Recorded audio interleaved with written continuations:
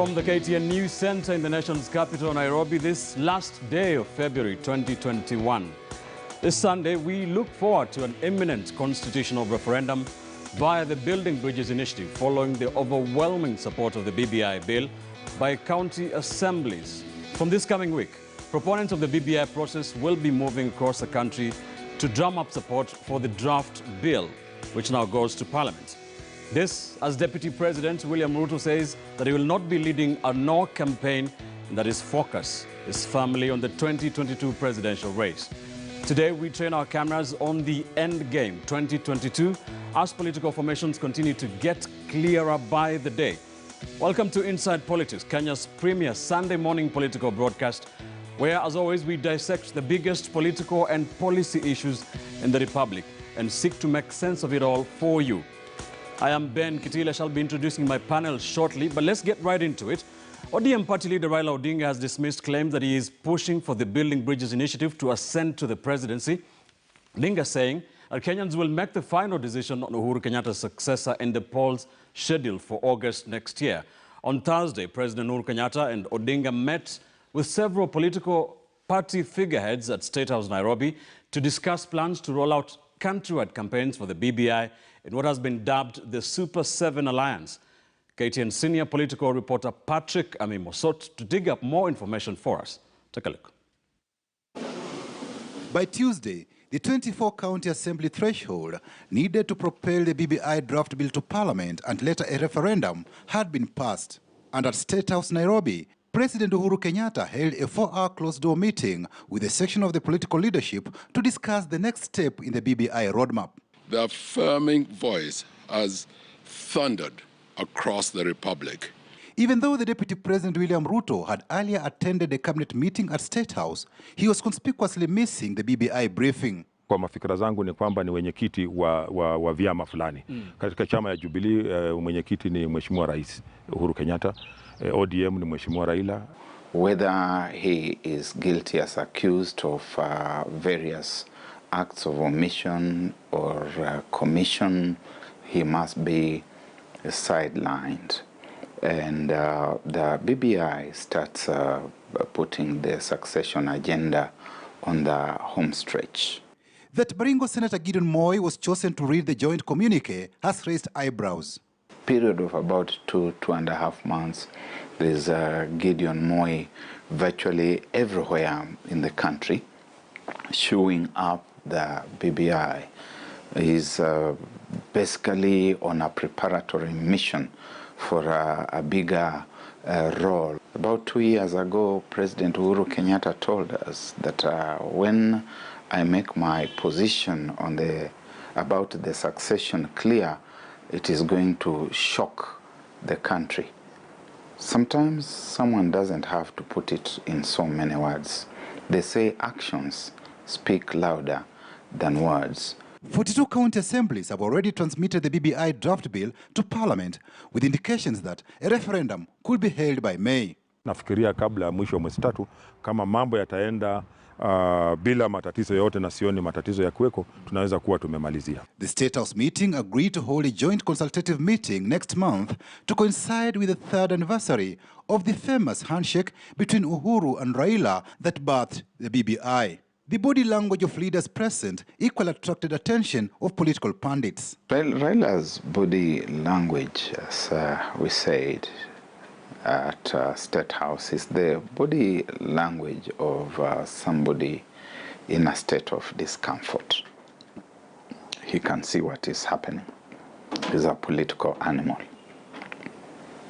The other individuals are individuals who seem to be satisfied. Their only point of worry, especially for someone like Musalia Mudavadi, would be the implications of his not making it to the presidential ballot paper, because he risks rebellion in his backyard. And speaking in Kisii County during the burial of Bonchari MP John Oyoka, Odinga said he was not pushing for the BBI to ascend to the presidency. Hii BBI si mlango ambao Raila anatumia mlango ya dirisha atiangie na State House. Hapana. Raila akitaka kwenda kwa State House, wananchi watampeleka yeye. The BBI becomes a special purpose vehicle. It delivers the formations of the future. Raila Odinga becomes a special purpose missionary. It helps to deliver the BBI and the future dispensation. The BBI Secretariat plans to start countrywide campaigns to popularize BBI ahead of a referendum. Patrick Amimo, KTN News. All right, that has been happening this past week. It was Super Tuesday. It was dubbed Super Tuesday last Tuesday when a total of 26 county assemblies debated and voted on the Constitution of Kenya Amendment Bill 2020 and passed it. So far, 42 county assemblies have passed the BBI bill. Only 2 of them, the counties of Baringo and Nandi, have voted to reject the bill. I'm joined in studio by my panelists to try and make sense of all these political happenings. I have with me lawyer Ishmael Nyaribo joining us here on Inside Politics. We also have my colleague, senior reporter at The Standard, Roslyn Obala. We also have political risk analyst Dismas Mokua here on the broadcast this Sunday, and joining us via Zoom is communication strategist Mark Bichachi. Thank you, ladies and gentlemen, for joining me. You can be sure to stick with us for the next 120 minutes as we try and make sense of what's happening in this country politically. Let's get right into it. Ishmael, let me begin with you. Super Tuesday, 26 county assemblies passing the bill, going by the prediction of the ODM leader Raila Odinga. Did you expect the BBI bill to be passed this overwhelmingly? Yes. Right from the beginning, we have been saying this thing will go through, and there was quite a, populism in terms of it will not go through, but we're happy it has gone through. We expected it to be more than that, and it's actually going to be more than that when we get the final statistics, yes. Rosalind, what do you attribute to the way in which the manner in which we have seen so little opposition from the county assemblies? Thank you, Ben. If you look at it, the county assemblies have nothing to do as much as they debate the bill. It's just a formality. So it's either they pass the bill or reject the bill. But if you look at the bill in its entirety, you find that there are so many incentives that will make the MCAs actually want to pass this bill. One of them is the issue of the ward fund. Yeah. This is something they've been pushing since 2013, and they're going to get 5% of their allocation to ward fund. If you look at also the county allocation, it's going to increase from the 15% that is currently in law under Article 203 to 30%. So again, that one is taking more resources to the counties, and that means that they're also going to get more functions to the counties.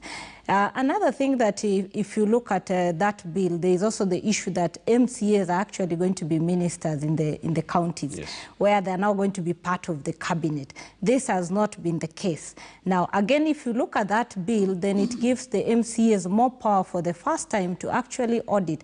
As much as the audit reports have been going to the county assemblies and coming to the Senate, Senate has been having an upper hand in terms of interrogating the books and all that. Right. And because this time the law says that the first portal of call is the county assemblies, and they can only forward the complicated investigations to the Senate. Now, this one gives them an upper hand to oversight the executive. Right. So if you look at all these vis-a-vis the others that we are talking about, the expanded executive, we are talking about the expanded parliament, then you find that MCAs actually have a greater stake in this bill than any other arm of government. So this must, going by what Rosalind is saying, so there were already enough goodies in the bill for the county, for the MCAs as it were, even without the much talked about car grants. You remember we predicted in this show a few weeks ago that it was going to be a mechanical race on how many counties are going to pass the bill. And in my view and understanding, and I've been spoken to a number of key political players, the passage of this bill has got nothing to do with the content. Believe you me, up to 50% of those MCAs have not socialized with the document. They don't know what is contained in the document. The bill is going through, or has gone through, majority of the county assemblies simply because of the goodwill of Raila Odinga and his brother, President Kenyatta. The people are pushing it. Because if you want to oppose this bill, you will get 10 good reasons to oppose it, and if you want to support it, you will still get 10 reasons. So it's not a coincidence that where Raila comes from, Siaya, That's why you had the race beginning, and it's people who have just been on the race. Who is the first person to pass the bill? All right. So really, it's got nothing to do with the content, and absolutely nothing to do with the car grant. All right. Let me come to you, Mark Bichachi. What's your take on now, from the beginning of the next month, March, the proponents of the BBI bill are said to go to the grassroots to drum up support for the bill, even as it goes to Parliament. The Deputy President, William Ruto, has been linked to being opposed to the bill, although he has not really publicly said that he is opposed to the BBI. He has said categorically that he will not be leading any no campaign. What do you expect from the BBI campaign trail beginning from next week? Well, there are two things that have been said by my fellow panelists that underpin my argument on this. The first one is that there's lots of goodies for Mashinani. There's lots of money going down to Mashinani, whether you talk about the 35%, whether you talk about the increased members of parliament, which means more CDF going down, whether you're talking about the 5% word fund. But also, it is true what Dismas said, that there is a lot of clout and popularity among the leaders who are pushing the BBI. If you look at the map today, you can clearly see where Ruto has support and where he doesn't, and you can see where Uhuru and Raila and Mudavadi and the rest have support. So again, this is going to be a question of how popular are the people who are pushing the BBI. So the popularity of Raila Odinga, Uhuru Kenyatta, Musalia Mudavadi, Moses Wetangula, Kalonzo Musyoka is what is coming to play. This is both a fortunate thing for the politicians, but it's unfortunate for the public who I wish would socialize themselves with the BBI document, because therein is some tectonic shifts in how our societies are arranged. Now, will the BBI be popular? That question is best answered this way: can Martha Karua and her Linda Katiba initiative, can they get support beyond her Twitter following? That is the big question. And having worked for her campaign before, I can tell you there is a serious failure to launch from Twitter to the ballot. All right, thank you, Mark. Good points there. Let me come to you, Ishmael. Mark is saying this points to the popularity of the figureheads, political figureheads that are propping up the BBI. But now it's going to Kenyans. Can we see something different? Well, I don't think so that we will see anything different, Ben, because, you see, we were hoping that leaders are more schooled, a little bit understand this or that. And the general populace actually want food on the table. And the president and Raila Odinga have said this is a good document. It has come to the MCAs, including us, who are in the elite society, and we think it's a good document. So why would you expect a poor mama in the village now to say no? And Ruto is confirming he's not actually going to lead a no campaign. So what about, let's say, the hustler narrative has been fronting the fact that has been saying that we do not need a BBI bill, we need food on the table. Do you think that is a message that can trouble the proponents of the BBI? If you look at the document, Ben, it's again saying we are going to give you 35% in the Mashinani. They are saying the youth will not be taxed for 7 years until, you know, the tax holiday. And they are bringing a lot of goodies in the BBI itself. Right. So I see the BBI actually now going to be voted in the referendum, and they are just going to pass it, and it will be a yes. What's your prediction, Rosalind? I think from where Ismail sits, it's an assumption because this bill has been passed overwhelmingly by the assemblies. But I still agree with what Dismas said, that some of the assemblies were passing it because of the proponents who support this bill. But now if you go to the common mwananchi, and you just do a random sample of how many people understand this bill, then you'll find that so many people will actually tell you what the political class is saying. So that means that they have actually not interacted with this document. So I think now that the proponents of this bill are going to the wananchi now, this is a time that we can now say that either the people understand this bill and they are supporting it because of what is entailed, or there are people who are supporting it because of the proponents who are pushing for it, or there are those who are opposing it because they feel that this document does not represent what they stand for. Right. So I think at this particular moment, I think it will be so early to say that it will pass because we are talking as the elite and the political class. But we haven't gone to Mwananchi, and even in terms of the documents, remember the other day Interior PS was talking about printing 10 million documents. Even as we speak, even the journalists, if we do a random sample, I don't think every journalist will be having a document. Most of the time what we have interacted with is a abridged version. So again, it goes to, do we have the document? Have we read it to understand what it has? Right. Then now we can go to the people and decide that the people actually want the document to pass. Okay. What about Parliament? What do we expect from the parliamentary process? We know that a simple majority from each house is needed, but what kind of debate are we expecting from the National Assembly and the Senate? Actually, Ben, what is very funny is that I don't think it's a simple majority. Remember, this is a constitutional amendment. So constitutional amendment, the threshold is very high. It's supposed to be two-thirds of members. But remember, the role of parliament here is ceremonial.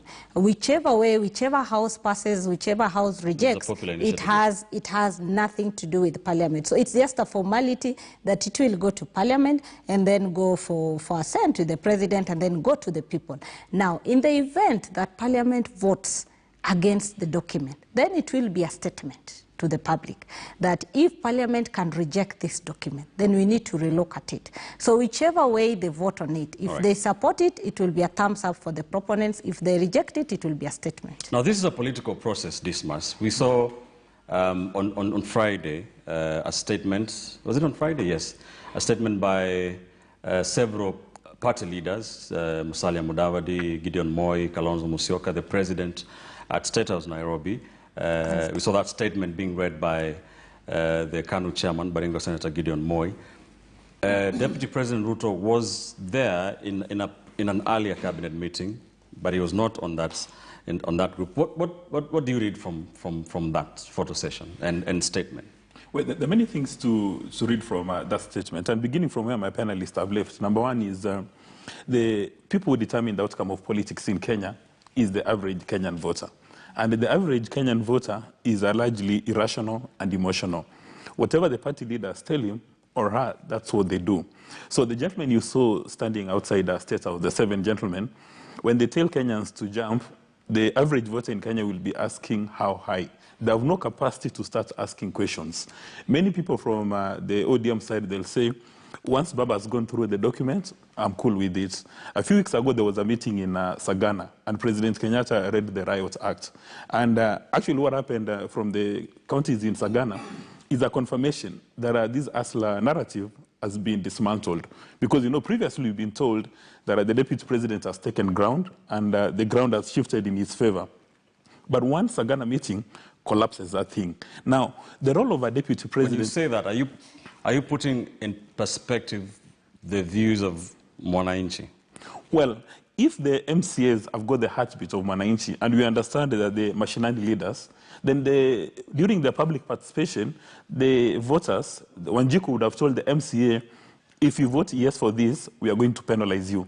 And all elected leaders leave for the next general election. Public participation? This bill was passed within hours. Well, there was public participation, even if it was only for 10 minutes. Right. But the guys will tell you that when Mheshimiwa MCA, if you pass this thing, we are not re-electing you. And our politicians in Kenya leave for the next general election. And there's been the Tanga rumors that it's because of the grant they're referring to as a bribe. We know that these MCAs make a fortune, and that there are allegations that they engage in corrupt practices. So 2 million is not material in their books, so they wouldn't vote for that purpose. But now when you go back to the responsibility of the deputy president, when you go into a meeting with your boss, who is the president, you can argue all you want, provided the noise doesn't get outside. But when you get outside, you stand next to the president, and you implement his policies. Now, the deputy president has not been doing that. You can invite him for that meeting, and soon after Senator Gideon Moi has read a statement, he gives his own statement which contradicts everything which has happened at State House. Or he will jump from State House, go to a place in Sugoi or Muranga, and have a big public rally to rubbish what the 7 leaders have indicated. So there's no reasonable or rational president who would have a deputy who has been contradicting him right from day one in that kind of a meeting where he's going to make a statement. All right. This, Mark Bichachi, what is your take on the State House meeting and statement? Well, you know, in as much as William Ruto is categorically saying that he will not stand for the no campaign, if you look at all the propaganda that is anti-BBI, it has come from his quarter. It has come from his lieutenants, and if not himself, when he says maybe he is slow, he didn't understand and he was asking questions. Now, whether he likes it or not, he has to carry that particular burden. But he's also being quite clever in running away from a no campaign, because what a no campaign would have pitted him against his 2022 competitors. And if he was to lose in a no campaign, which now it looks more than likely that he would have, then he would go into the 2022 campaigns licking his wounds and being a wounded animal. And as you know, a wounded animal in the wild is quite easily hunted and destroyed. Now, what does this mean? This basically means this, that the proponents of the BBI have a very big chance of actually having this thing passed with probably 60 to 70% of the vote going towards yes, which is quite huge in any measure. And why do I say this? I say this because the common sense of the BBI is there for everyone to see. And especially if you separate it from the individual nature, because, you know, the campaign was jobs for the boys. When you look at it, that Uhuru Kenyatta is not looking for a job, then it totally shifts how you view that document as a whole. And the Kenyan people are likely to see that. So a lot of the narratives that have been against BBI, which were falsehoods, are also going to fall apart. But also, let's not forget, if you look at the map today and see how much of Kenya is united for the first time, I don't know since when, then the BBI is doing its job in the sense that it's uniting the country, but it's also bringing about the right conversation. And the only person in the political divide who is quote unquote not united himself took himself out of the BBI conversation, and the president confirmed the same. Okay, we'll get into the political permutations and the way the BBI campaigns will be intertwined with the 2022 political presidential race. But before we do that, very quickly, yes. Ishmael. Ben, you know, I'm more concerned with the State House 7. Mm-hmm. Who are they? Do they represent the face of Kenya? You know, the BBI itself actually talks about inclusivity. Now, you saw it was Charity Ngilu and Kalonzo Musyoka. Both are from Cumberland. You saw Gideon Moi, and now we've confirmed that the Deputy President, William Ruto, was in the mix. So those are two from the Kalenjin community. Then you see Raila only. Ruto was not in that meeting. I know. It was earlier in the day, in the cabinet meeting. Yeah, I mean, even if he was not in any of them, he's definitely in line. I mean, he's a big shot now in the political scenario. Mm-hmm. So then you talk about Raila Odinga, and that is all from Nyanza.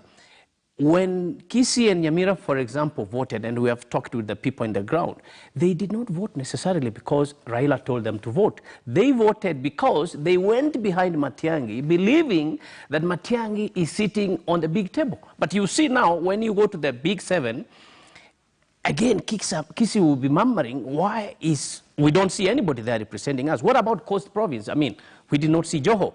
So when you talk about inclusivity, you must now make it relevant and make the people at least believe that it is all inclusive. If you talk about Mudavadi and Wetangula, they were, I mean, those are two from Western Kenya. So I think we should not be a general public. When we come here, we must dissect these issues in a more realistic way so that the people also can understand. It must be inclusive. This must. If you call 7 or 10 or 12, it must be inclusive. Failure to that, definitely dynamics will change again. So this inclusivity thing is a mirage, to you, according to what you saw. It's a major issue. There's a challenge when you look at political happenings from a legal perspective. The people who were invited to State House are political party leaders. So if there is no political party leader of substance with serious political capital from Kisii or Nyamira, then Nyaribo will have to blame his nation or community. You see, they have PDP. The CS is talking about, this was not a cabinet meeting to expect CS Matiang'i to be in place. This was a meeting of party leaders, political parties with weight. So it's got a responsibility. So the question that Nyaribo would ask you is, did you see the face of Kenya? Inclusivity, that's all. You know, when you look at that picture, when you look at the political parties, you look at the membership of political parties. Like, for instance, he says the people of Kisii and Nyamira voted on their own motion. But he forgets that Raila Odinga has got 2 governors in Kisii, including the Don from Nyamira, the one who passed on, but the new one.